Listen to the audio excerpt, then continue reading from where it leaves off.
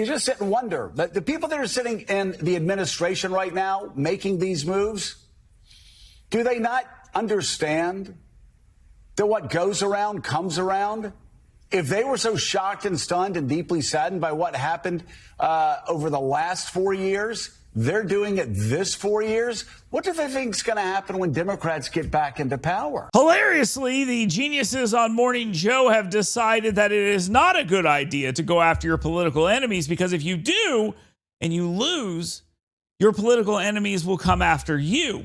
They've got a serious problem with this. You would hate to live in a world where somebody raided the home of a former president and went after all of the people who worked on his campaigns and his lawyers and his supporters.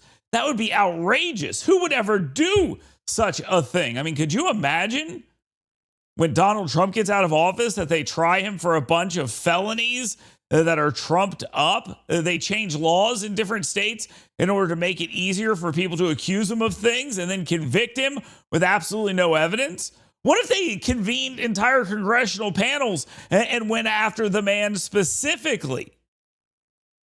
What if they were to do such a thing? Could you imagine raiding his home to go after classified documents? That is outrageous. I can't believe Donald Trump is starting this. Are these people serious? They really mean this stuff? Can they possibly be serious? Piece entitled Trump's Vendetta Campaign Targets John Bolton reads in part, quote, President Trump promised voters during his campaign for a second term that he had bigger things on his mind than retribution against opponents. But it is increasingly clear that vengeance is a large part, maybe the largest part, of how he will define success in his second term. His revenge campaign took an ominous turn Friday as the FBI agents raided the home and office of Mr. Trump's first-term National Security Advisor, John Bolton. It's hard to see the raid as anything other than vindictive. Mr. Bolton fell out of Mr. Trump's favor in the first term and then wrote a book about his experience in the White House while Mr. Trump was still president. Mr. Trump tried and failed to block publication. The president then claimed Mr. Bolton had exposed classified information, though the book had gone through an extensive pre-publication scrub at the White House for classified material. Whether Mr. Trump ordered the FBI probe or not doesn't matter. Mr. Patel knows what the president thinks about Mr. Bolton. And the president's minions in Trump 2 don't serve as a check on his worst impulses the way grown-ups did in the first term. The presidential id is now unchained. Mr. Trump made clear that he was out for blood against Mr. Bolton when he pulled the former advisor's protective detail after his re-election. Mr. Bolton is widely known as a defense hawk, and in 2022, the Justice Department charged an Iranian national it said planned to murder him. Mr. Bolton has had to pay for his own personal security, though he had served at the behest of the president. This is the kind of gratuitous viciousness that has increasingly defined Mr. Trump's return to office. Mr. Bolton has continued to speak candidly about Mr. Trump's second-term decisions, pro and con, including in these pages this week. The president may also hope the FBI raid will cause Mr. Bolton to shut up, though knowing him, we can't imagine that working. The real offender here is a president who seems to think he can use the powers of his office to run vendettas.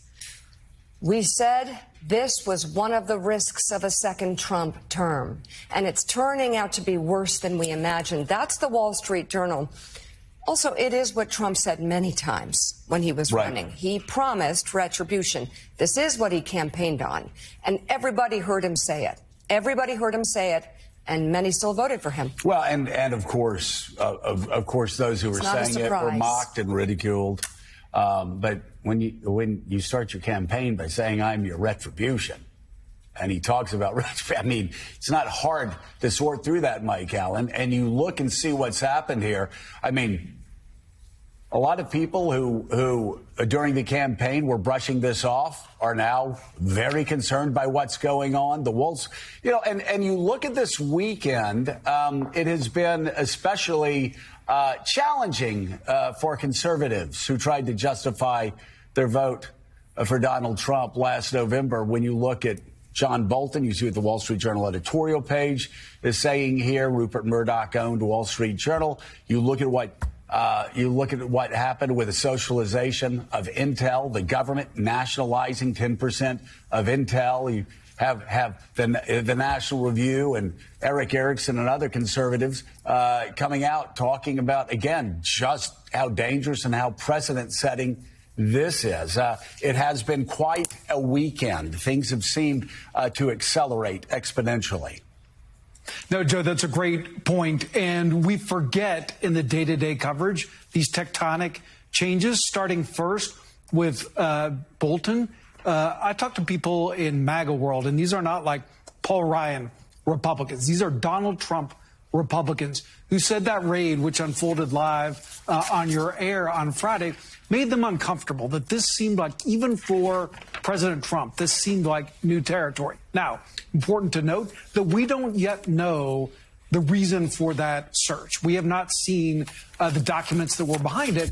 Axios' Mark Caputo has reporting that part of what they are looking for here had to do with the sharing of classified information. And so there may be more to this than we know. There's reporting out there that it goes beyond the book, so we just don't know. But I can tell you that even MAGA Republicans uncomfortable about it. Second, the command economy, the involvement of the American government in business, such a change, and it's the deal-making mindset of the president. And we've seen this time and again. We saw this in the U.S. getting a cut of NVIDIA chips that are sold in China. We see the golden share that the U.S. has that gives control as part of a steel deal. And then we see here 10% of Intel. Such a change. We talk again and again about how the Republican Party has changed, and we talk about Russia, we talk about trade. We talk about the deficit. This is a huge one. Well, this is a huge one, and this is what started in Great Britain after World War II, where they started nationalizing companies. That ended a disaster. It wasn't until Margaret Thatcher in 1979 that the economic rot that had taken over Great Britain over 3 decades finally got reversed. Sam Stein, I want to go back, though, to John Bolton. And in the case of John Bolton, you had that happening on Friday. And then yesterday you had the president threatening Chris Christie, I guess because he didn't like what Chris Christie said in an interview on ABC yesterday. And so here we go for those saying, oh, really? Because he's threatening Chris Christie now because he doesn't like what Chris says on this week. And you just sit and wonder. The people that are sitting in the administration right now making these moves, do they not understand that what goes around comes around? If they were so shocked and stunned and deeply saddened by what happened over the last 4 years, they're doing it this 4 years. What do they think is going to happen when Democrats get back into power? Like, dude, do we really want this cycle to continue? Well, do they think Democrats will get back into power? I mean, that's the question, right? That's what Bill Maher was talking about. Democrats will. Let me just assure everybody right now, they will get back into power. Our independents will get back into power. And people that are doing this right now will leave office with a cloud over their head, wondering what happens next.